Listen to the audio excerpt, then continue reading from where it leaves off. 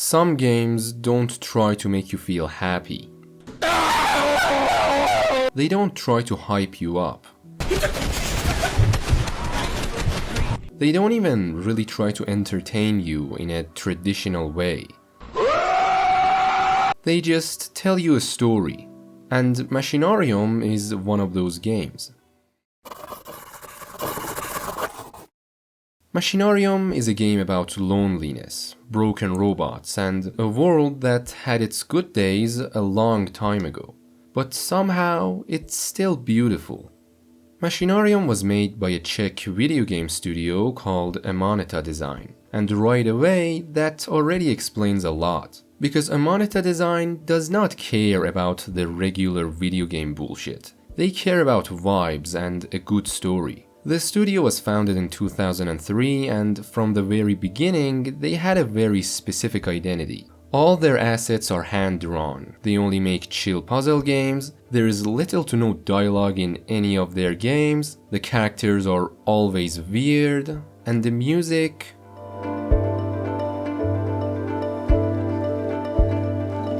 Their first big game was Samorost, which already had that same lonely and depressing atmosphere. Then they made Samorost 2, Botanicula, Chochel, Samorost 3, and a bunch of other smaller projects. And all of these games have one thing in common. You don't rush through them. You kind of exist inside them.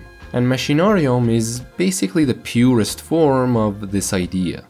Machinarium was released in 2009 and it's a point-and-click game.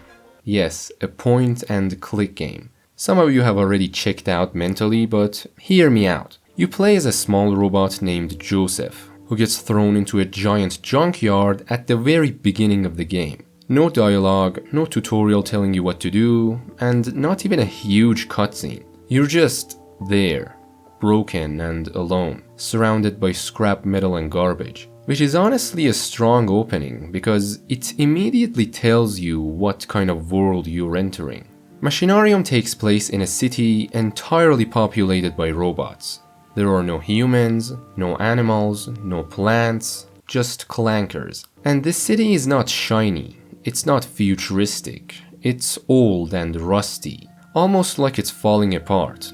Everything looks like it was built 50 years ago and never maintained ever since. And what's interesting is that nothing is explained to you directly. There's no narrator, no lore dump, no text boxes explaining anything. You just have to understand the world purely through visuals. Broken robots sitting alone, machines that barely function, and security bots that feel more like bullies than protectors. It's a world that clearly works, but it has lost purpose and hope a long time ago. Machinarium doesn't really tell you the story either. You just have to understand it as things happen around you. The game takes place inside a massive robot city which is controlled by one central structure called the castle. In there is the mayor, a robot who oversees the city from a control room. And that already tells you a lot. This city isn't falling apart because of chaos. It has a system. It has police robots, workers, citizens, and rules. But it's barely holding itself together. Joseph, the robot you play as, is not a hero. He's not the chosen one. If anything, he's the one with the weight of this world on his back. He's just a small, friendly robot in this rusty world. He lives in the city with his girlfriend Berta, and they work as assistants for the mayor. And at some point, Joseph gets targeted. A group of larger robots known as the Black Cap Brotherhood start bullying him, and not just him, the entire city. They sabotage things, harass citizens, they mess with the city behind the backs of the police, and Machinarium never dramatizes this. You don't get a villain speech, you don't get a tragic cutscene with sad music. Instead, you see it through short flashbacks, simple memories that show Joseph being humiliated or overpowered. And then one day it escalates. The Black Cap Brotherhood launches an attack on the city's power system, which sabotages the mayor's control room. In this mess, Joseph is captured, dismantled, and dumped into the junkyard, literally thrown away like a piece of trash. And Berta is taken. That's the real motivation of the game. Your goal is not saving the city, it's not restoring order. You just have to get back what was taken from you, which was your girlfriend, and fuck everybody else. As Joseph slowly goes back into the city, while solving puzzles, fixing broken machines, helping random robots, and navigating through this putrid world, the bigger picture starts to form. You realize this city isn't evil, it's just indifferent. Nobody cares about anything. The mayor is overwhelmed, the police are ineffective, the citizens are too tired to do anything, and the Black Cap Brotherhood, they aren't masterminds, they're just exploiting a system that's already dead. By the time Joseph finally confronts them, it doesn't even feel like a win. It feels like ending the pain. You stop something bad from getting worse. You save yourself and your girlfriend. And that's enough. But the city just keeps going. It doesn't care about anything. Now let's talk about the gameplay. As I said, Machinarium is a point-and-click game, meaning you click on random things until something happens. You combine items, and you need to solve puzzles to progress. There's no inventory limit, no timers, no combat system. You just move at your own pace.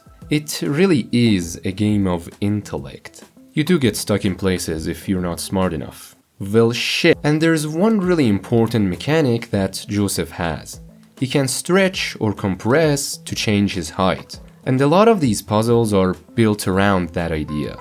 It's simple, but it makes the character feel more alive, even though he's literally a robot. Machinarium doesn't hold your hand either, like at all. And some puzzles are genuinely confusing. Not that they are unfair, it's like putting together a jigsaw without knowing what the full picture is. And that's intentional. The game expects you to observe, experiment, fail, and try again. There is a hint system, but even that is designed in a way that doesn't scream, "Hey, you suck, here's the answer." It actually gives you hints, not answers. But if you're really stupid, then you can open the walkthrough book. But even that requires you to play a minigame, which isn't hard, but we're not handing answers like charity here. One thing that I have to talk about is the soundtrack. The music in this game was composed by someone called FlowX, and it's not your typical video game soundtrack. There are no epic themes, no loud melodies, no hype tracks. It's mostly just ambient, jazzy, and melancholic. The music feels like it belongs to the city, like it's coming from the machines themselves, and it does something really important. It makes silence meaningful. Sometimes the lack of music hits harder than the music itself. So why is this world hopeless? Because despite being funny and beautiful in its own way, the whole world feels tired. The robots aren't dreaming about a better future or trying to build one. They're just surviving. Nothing feels like it's improving or evolving. Things are just getting worse. Even when Joseph succeeds, the world doesn't magically fix itself. And that's kind of the point. The story of Machinarium isn't about saving the world. It's about saving one small piece of it, which is yourself and the person who you really care about. Machinarium did win awards, and there are like 2 people still talking about it. But what's interesting is that Amanita Design never tried to turn it into a series like Samorost. They just moved on. The message was already sent, the story was already told, and they just kept making weird but thoughtful games. Machinarium isn't for everyone. Some games have happy in their name, but they're not really a happy game. As I said in the beginning, some games don't try to entertain you or hype you up. It's purely a story told with beautiful visuals in a hopeless world of robots, where everything is the same decaying matter, just with a different soul.